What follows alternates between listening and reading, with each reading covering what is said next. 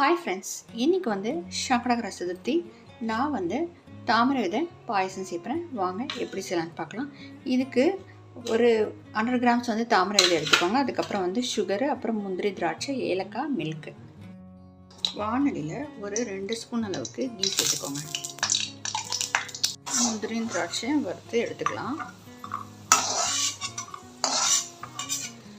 இதிலே வந்து தாமரை விதைகளை வறுத்து எடுத்துக்கலாம். லேசாக ஃப்ரை பண்ணிக்கோங்க.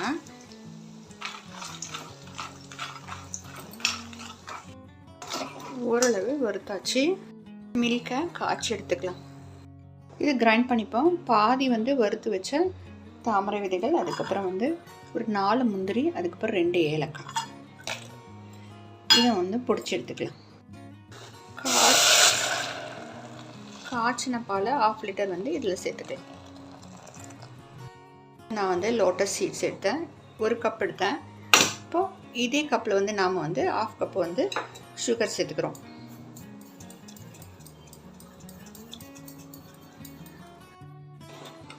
நல்லா சுகரை கலந்து விட்டுருங்க. வறுத்து வச்ச இந்த விதைகளை சேர்த்துருங்க.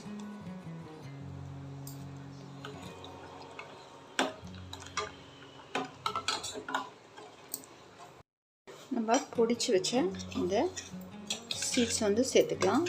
முந்திரி, ஏலக்காய் இதில் சேர்த்துருக்கேன். நீங்கள் வந்து வேணும்னா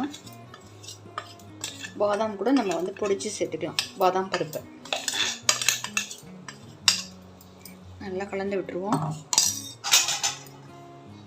ஏலக்காய் இதிலே சேர்த்துட்டோம். நம்ம சேஃப்ரன் இருந்தால் சேர்த்துக்கலாம். நான் வந்து கொஞ்சம் கலர் சேர்க்குறேன். வேணும்னா சேர்த்துக்கோங்க, வேண்டாம்னா அவாய்ட் பண்ணிடலாம்.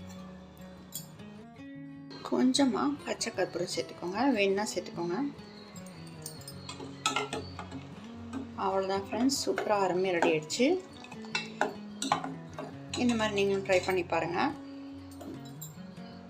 முந்திரி திராட்சை சேர்த்துருவோம். ஃப்ரெண்ட்ஸ், இந்த மாதிரி பாயசம் விசேஷ நாளில் செஞ்சு பாருங்கள். சூப்பராக அருமையாக ரெடி ஆகிடுச்சு. நீங்கள் ட்ரை பண்ணி பாருங்கள். ப்ளீஸ் லைக் பண்ணுங்கள், சப்ஸ்கிரைப் பண்ணுங்கள் ஃப்ரெண்ட்ஸ். தேங்க்யூ